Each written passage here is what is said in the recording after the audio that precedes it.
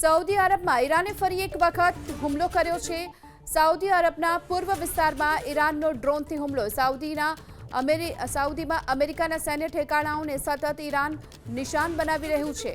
Saudi અરબે 3 drone તોડી પાડ્યા હોવાનો દાવો કરવામાં આવી રહ્યો છે।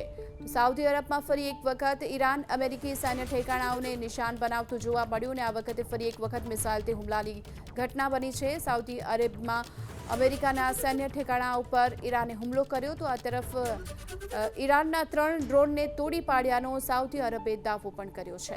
સાઉદી અરબમાં ઈરાને ફરી એક વખત હુમલો કર્યો છે।